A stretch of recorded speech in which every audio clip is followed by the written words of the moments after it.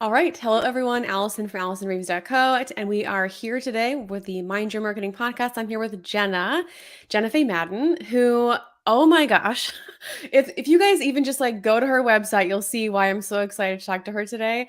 But among other things, today we're going to talk about her top tips for shifting timelines, which if you guys don't know about this or the possibilities of this, even if you don't believe in it, you're going to get so much out of just hearing us talk about this. What the turning point was for her to get to seven figures, which is a milestone that many of us are aiming for in entrepreneurship, I feel like. And then how she runs a soul nourishing, sustainable business nomadically, which I'm interested in hearing more about. So if you guys want to learn about any of those or more, then just keep watching. Thanks so much.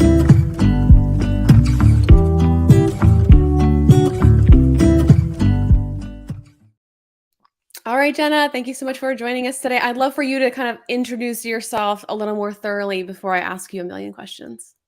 Absolutely. Thanks so much for having me here today, Allison. I can already feel this is going to be a powerful conversation. So, yeah, like you alluded to, my name is Jenna Faye Madden. I run a brand, a business, a movement. I like to think of it as, and it's called Soulmate Strategy. So, my business started off really, I think, as many of us, where it was just an evolution. It started with my own personal journey that morphed into the online business space, and really it was at the point when I started traveling. So it's something that has been beautiful and many initiations that has evolved to where it is today, where what I really specialize in is helping women, conscious female entrepreneurs with expanding themselves in their leadership, but also their business in a really sustainable way. Because I am a big believer that there's so much possible in this industry, but also there's a lot of fake promises, there's a lot of confusion that tends to happen. And I really believe that business can be simple, and it can be a really great vehicle as well for us as women to feel creatively expressed and financially safe and supported. So that's a big part of my mission. I'm a fan of all of those things. And those are all such big lessons I've embodied more and more just in the last 2 years. So, did you start out in your business with this focus or did it morph from something else? It morphed. I'll give you like the quick and dirty that in corporate I worked in human resources and safety, so definitely not coaching and healing.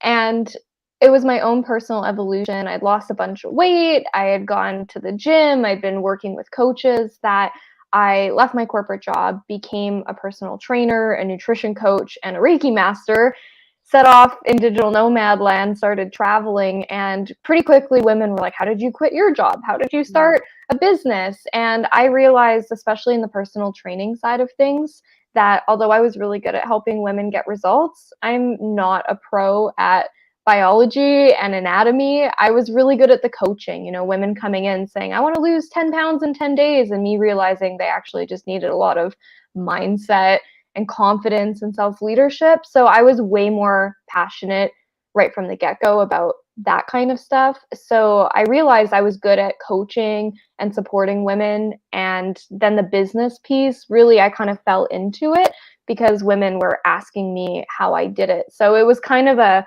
hybrid for a while where I was doing healing sessions and personal training and nutrition coaching. And I built a large network marketing business with a company. So that really sparked the coaching side of things as well, and kind of brought in the business piece, where now I feel like the business part always came so naturally to me, plus my experience in the industry, that I just get really jazzed up helping other women get their stuff out there way more than, to be honest, I was excited about, doing, say, like one-on-one personal training sessions. I'm like, I'd rather empower the women who do want to do those things to actually have success doing it. So it really has been an evolution of like 9 lives condensed into 5 or 10 years. Yeah, and I feel like that's so important on like I think it's hard in the beginning and probably part of what you're helping heal and what I'm helping heal in this space is the idea that like we are the brand, our evolution is the brand, like our evolution is the offer.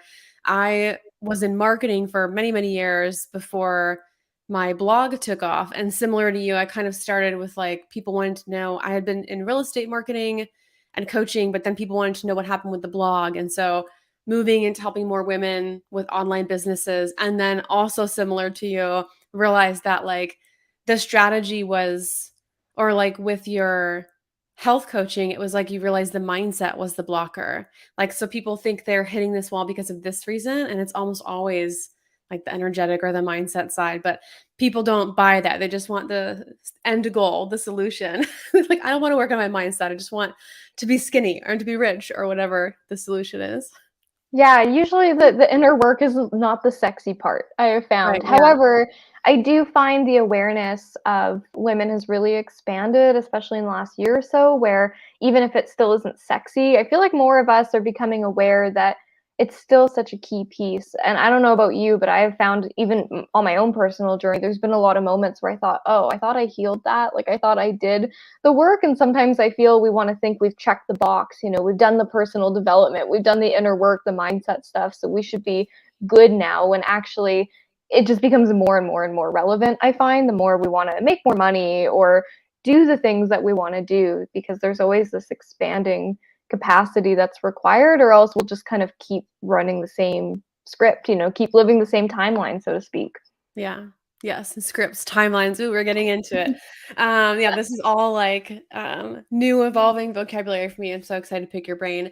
So I think the next two things I want to talk about are kind of intertwined. So I'm going to ask first, like, what do you think the biggest turning point was for you in getting to like from what I imagine was like a six or multiple six-figure business into seven figures sustainably?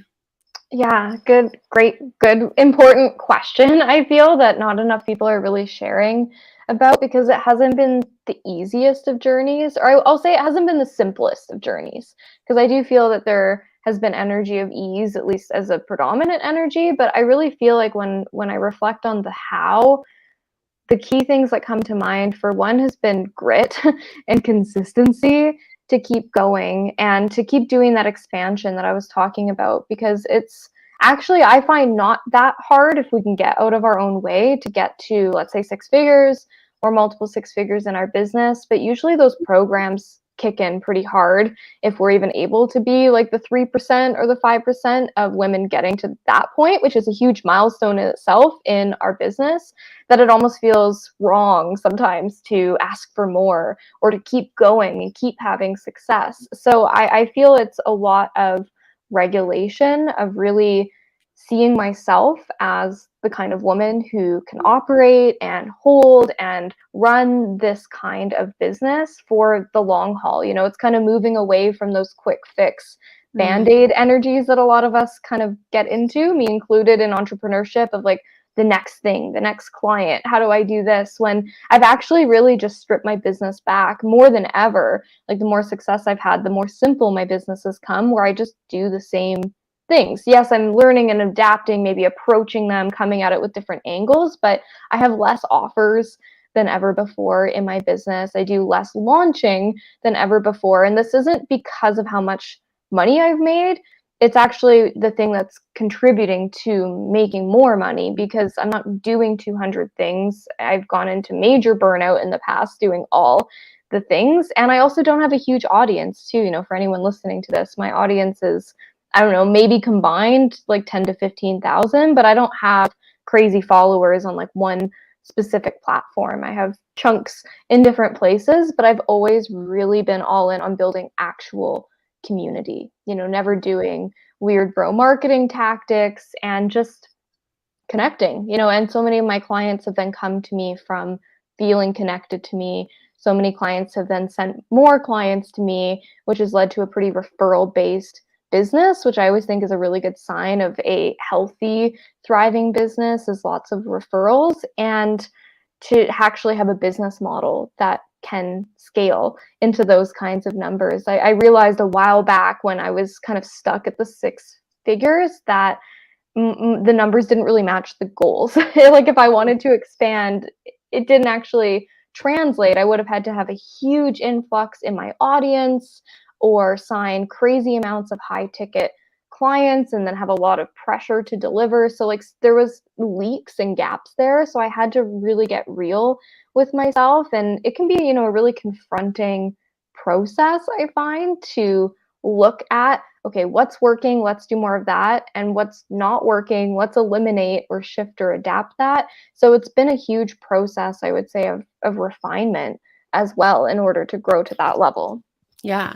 And I think, oh gosh, you said so many great things. I think it's really important. I always love being reminded that like you don't have to have a large audience to be a millionaire, and that you don't necessarily have to be the most expensive person in the room either. Because I Yeah. think for a long time I kind of taught this, and so I'm kind of unwinding this even for myself, where you've got a volume-based business that requires a large audience, or you have a high-ticket business that doesn't require a large audience. And in my mind, those are like two separate maps. You can definitely do both, but my masculine side is like go all in on focusing on one. And so now that I'm trying to scale beyond multiple six figures, I'm thinking through like, I think one of the things I have to tear down is just that idea of like how it has to look or how it has to be. Um, I know someone who has a $9 membership that got them to multiple six figures, and she has a big audience now, but she certainly did not when she launched it. So where did you land on like what was the biggest shift that got you to seven figures? Was it like a specific offer or a specific mindset shift or marketing or none of those things? Hmm. Yeah, I really feel if there was like one key thing, which might sound kind of cliche, but was to give myself full permission to do things unconventionally and really Yeah. just stay in my own lane. Because I know my personal business model of what allowed me to grow into that next phase was a membership and a mastermind. And in between there, like I do some private coaching, but it's really minimal at this point. And like coming into the seven figures, like I was moving away from doing it, so it wasn't really a key contributor.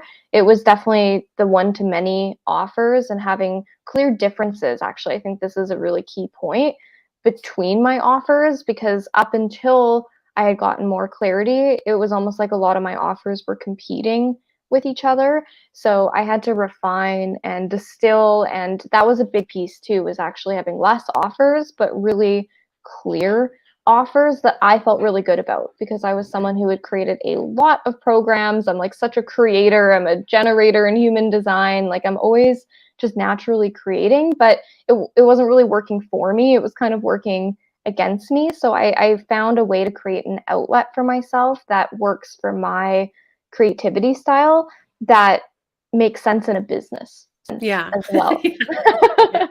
So I can like create new stuff in my existing business instead of just new offers that I then need to promote, validate, sell all the time.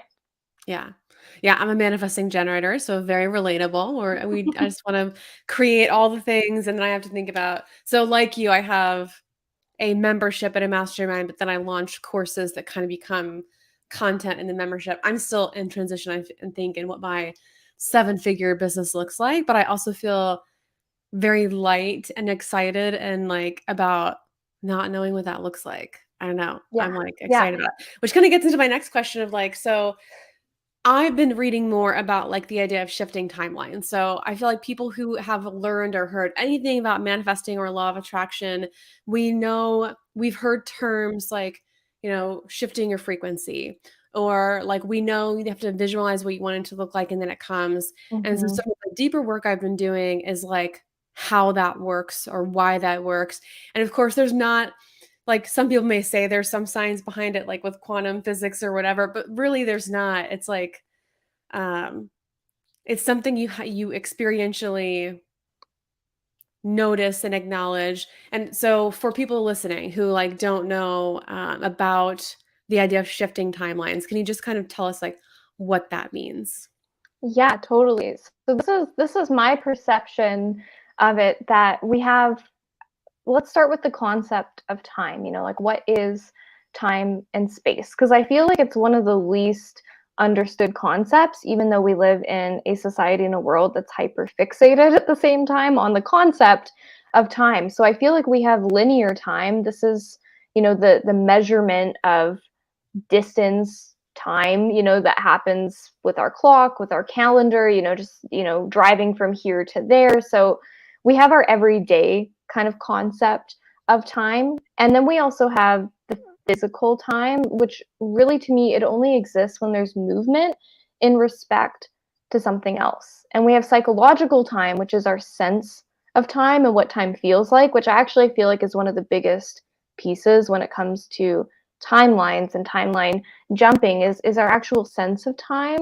I feel is really shifting, and I feel that that's happening partly as we all get older, so to speak, but also our consciousness continues to expand. So the way we perceive things starts to be expanded, from our usual blinders that we have on when it comes to how we experience things, how long things can take. So just to give like a tangible example of this is, and how we can play with this is the energy of, let's say someone listening to this is making $5,000 a month on average in their business. So they have a relation of that to time, 5,000 per month.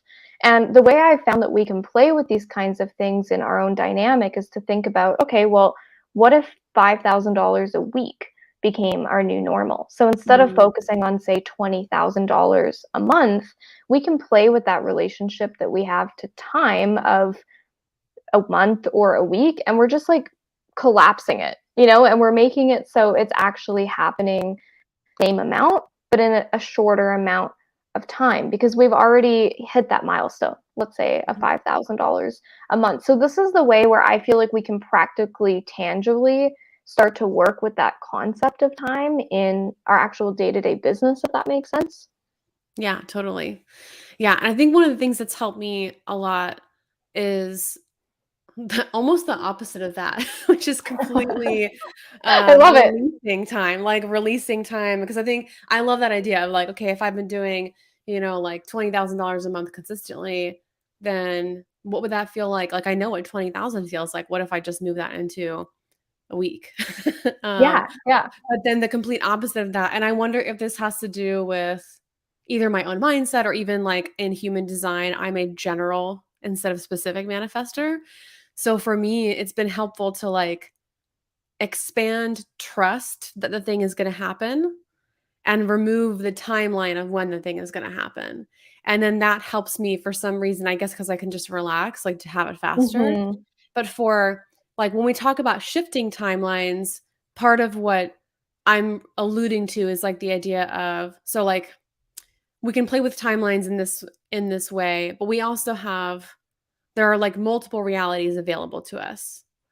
And I think when we talk about manifesting in general, people kind of hear this concept of like when you're visualizing and you're choosing the new reality, but then the what does that mean? How does it work? It's because there are so many things available to us at any time, and we can choose what we notice. Um, do you have any advice for like shifting timelines quickly, besides you just gave us a really great advice, which is like the thing you already know that's tangible, can we collapse that? But like, do you have any other advice for people who are wanting to elevate and shift faster? Yeah, yeah, I do actually, because this is something I love to play with, and to the point that you mentioned too, that you don't get super connected into kind of like the number goals of things. I'm actually kind of the same, and even when I go through that process of, oh, like how would it feel to, do this amount in a month or in a week or whatever, I really feel just on that point too that it's important, and this is for most of us, different strokes for different folks, but I feel like for a lot of us, it's more just about connecting into it, and actually moving away. I find for so many of us to attaching to the timeline and the number and the goal. And I really love to approach things. And I found my business grew when I did this, when I just got curious, oh, well, how would it feel to do what I've been Mhm. doing in a month, in a week? Or how would it feel to like add a zero behind that for followers? Or how would it feel if this happened? Because that to me was always illuminating, like where was I actually uncomfortable with, whatever the next thing could look like, but simultaneously really detaching from the outcome as well, which I know can sound a little hyper or counterintuitive to things, but I find if we fixate on it, we're trying to control it, and then we're actually limiting ourselves. So I ask a lot of rhetorical questions for one. Like I'm always saying this or something better. How does it get any better than this? What else is Mm. possible? More for myself to just keep the options and the timeline, so to speak, open because I feel we're all experiencing a dominant timeline. So I feel we're all connected into the dominant collective timeline where there's this bigger global experience of things going on in the world that we like can't deny. It's like we look around, we see like there's things that are happening. And so regardless if we choose to kind of be on that ship or not, there's still this dominant timeline that's playing out. And I feel we can all affect it with our own individual dominant experiences that we're having. And, you know, enough people change that, it's going to have an effect on the dominant. I feel like it already is. But in terms of like a business and on an individual level, like you mentioned, there's limitless possibilities out there that are available. So that in itself can be kind of overwhelming and a little Mhm. daunting to be like, well, how? You know, like it goes kind of beyond, I feel like, some of the basics that we've all seen of manifestation where it's like be it to receive it. But it's like first we have to even tap into it and clarify what other timeline would we want to be on. And I feel like this could happen by doing like a highest self meditation, you know, taking ourselves into more of the universal energy of what else is there to just kind of remove ourselves from our little box that we put ourselves in, which ends up with all of our limitations and things of it's going to be like this and this is going to happen. Just like zoom out for a minute. And the way I like to do this that I feel like has a direct correlation to manifestation, but also to timelines is what I call the vision beyond the vision. So let's just use that $5,000 example. And so if somebody wants to, you know, they're making 5,000 and they want it to be more. They want a 10, you know, 10K or 20K or whatever in their business. Then we end up fixating on something that we probably have never experienced before that feels kind of foreign. And on the other side of that, we don't really know what's there.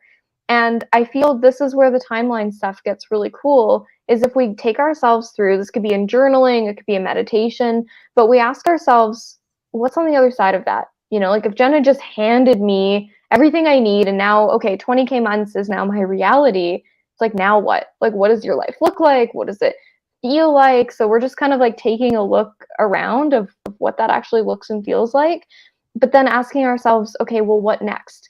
And a lot of us don't actually do that. So on a somatic and a subconscious and a primal level, we're feeling like literally it's going to be death. You know, we're going Yeah. to Oh, get to yeah. 10K or 20K and we're like, I'm going to burn out, so much responsibility. Everyone's going to leave me. My family's going to hate me for not sharing my money with, you know, whatever is there for us. It's kind of like the witch wound stuff too. And so I found so much opened up for me when I just started looking at that timeline. It's not about Mhm. knowing all the timelines that are available, but I'm like, okay, well, this is what I'm feeling called to and excited about. I'm just following the alignment and the activation.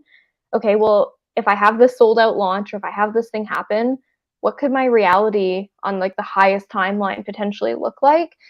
And then it always shows me what do I need to look at? And usually I get there in my mind and it's like, oh, things are really good over here. Things are better. I have more support, more freedom, more resources, and we can kind of relax into it. So that's kind of one of my biggest mottos is what's the vision beyond the vision?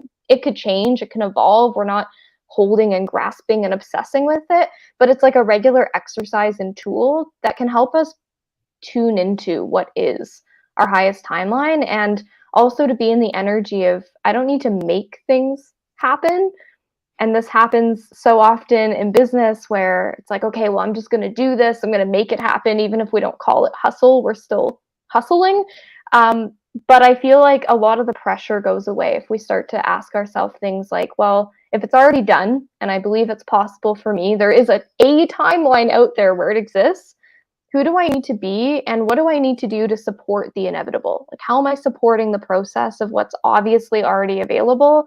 And this is how I Mhm. think we get those like little micro steps of what do we actually need to do in our business Yeah. or our lives. I love that. I wanna write that down so I wanna recap a couple of the notes. Yeah. So, like, a couple things you said I wanna circle back to and just note for people, number that I think are really important are number 1, like, I think the to sum up everything you just said, you could even just have this, like, action item when you're visualizing or making goals, like, "How could this be even better than I imagined it would be?" Or, "What would make this even better than what I'm thinking right now?" Because the how really trips us up. It introduces not just like the how, but even deciding, okay, I want to do like 20K months. like if I start mapping out like the numbers and the specific marketing tool, or like this how who it's going to come from, or we start introducing so many constraints, and it's okay to map those things out if you already have enough like direction for that. If that makes you feel excited, if you feel awesome, then go for it. But for me, when I start getting really specific like that, it introduces like constraints where I'll start getting, if I think about 100K months especially, and I'm like, okay, I've got to have this many people in this offer and this many people on my email list and this, I just like, but if I just think about like, how can it be? What if it were just easy? What if I didn't care about the timeline? It just starts releasing and shedding all this like weight. And then I love what you said about, because one thing I talk about too is I think sometimes when you have a bigger income month that you've never had before, or when you hit a new number, if we're not careful, then your nervous system can get dysregulated. So I love that you are alluding to, and you use the word somatic. It's like we've got to prepare our bodies to feel safe when that new level is here. So usually what I talk about is like just visualizing and feeling into what it's going to feel like. But I think what you said is like even better slash extra credit on like what's the step after that, because the goalpost is always moving. Yeah. So my goal right now is 20K months, and as soon as I get even remotely close to that, I know it's going to be 50K months or 100K months or whatever.